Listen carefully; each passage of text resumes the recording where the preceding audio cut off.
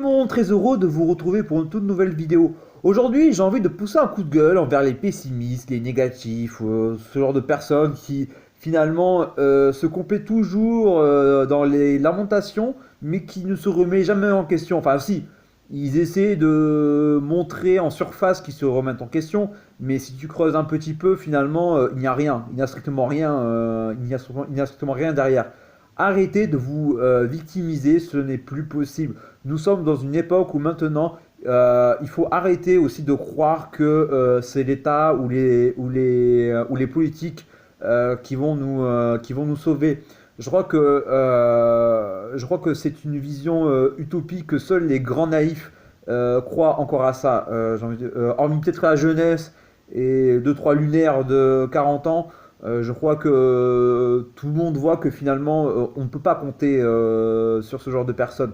Il faut d'abord savoir que la propre révolution d'une personne, elle est à l'intérieur d'elle-même et nulle part ailleurs. Donc, avant de chercher à ce que les autres t'aident ou que les autres changent, d'abord change par toi-même. Tu dois d'abord t'éveiller à l'intérieur.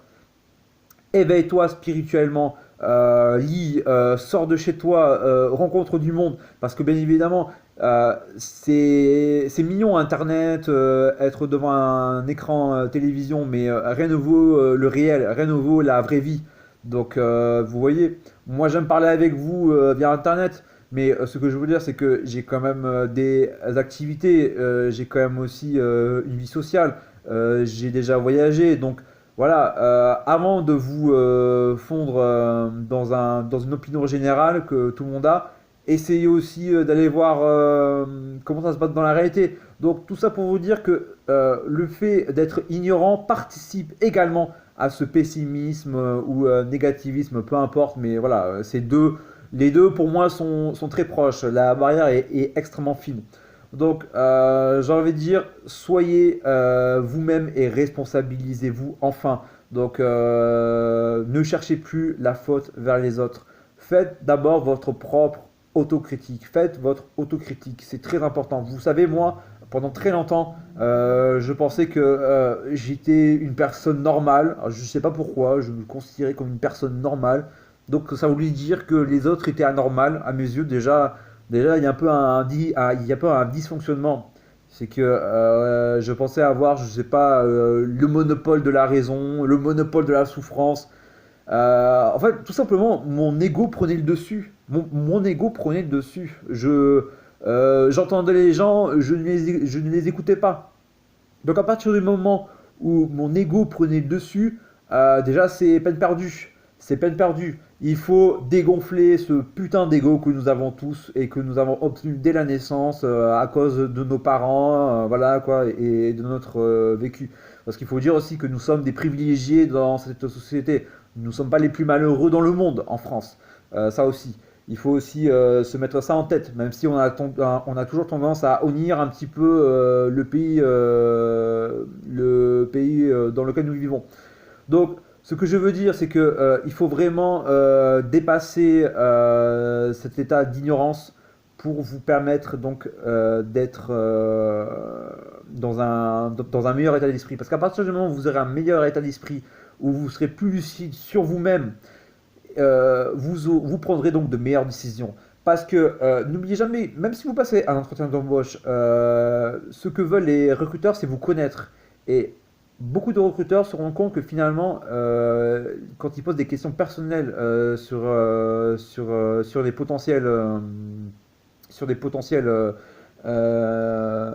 nouveaux employeurs, eux-mêmes ne se connaissent pas. Ne se connaissent pas. Donc, il est important que vous appreniez aussi à vous connaître, à connaître vos limites, à connaître aussi comment vous fonctionnez, ce que vous aimez dans la vie, vos qualités. Donc, faites aussi ce travail en profondeur, c'est très important. Donc, si tu veux vraiment donc maîtriser pleinement ta vie et ton existence, apprends d'abord à te connaître toi-même. Donc, c'est pour ça que je t'invite aussi à lire beaucoup d'ouvrages autour du développement personnel, à essayer d'aller vers les autres. Il faut aussi aller vers les autres. Il faut aussi que tu acceptes que une personne en face de toi n'a pas forcément le même avis que toi.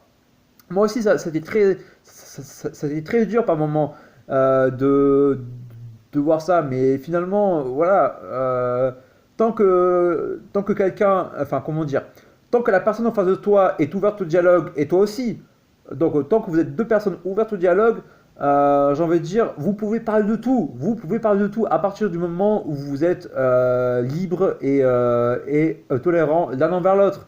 Voilà. Donc, fais ce travail sur toi et ensuite tu verras que à partir du moment où tu auras fait cet examen de conscience, tu pourras alors attirer le succès que tu désires. Voilà.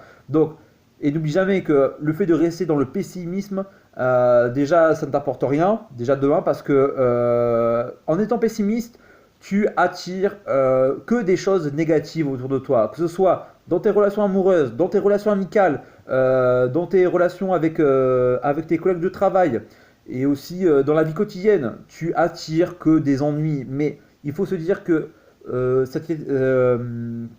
toute cette malchance enfin, tous ces faits malheureux que tu considères comme de la malchance, en fait, c'est toi qui le produis. C'est toi qui le produis. Il faut que tu te mettes ça dans la tête. C'est toi qui produis cette malchance. Donc, ce qui se passe, hormis des cas extraordinaires, bon, voilà, décès, ce genre de choses, voilà, je ne mets pas tout dans le même sac, mais on va dire tous les petits problèmes quotidiens dont tu te plains, dont tu te lamentes, c'est toi-même qui te les crée. Donc responsabilise-toi. À partir du moment où tu comprendras que la source du problème, c'est toi. Mais quand je dis la source du problème, c'est que en même temps, la solution est en toi. Donc je ne suis pas là pour t'enfoncer.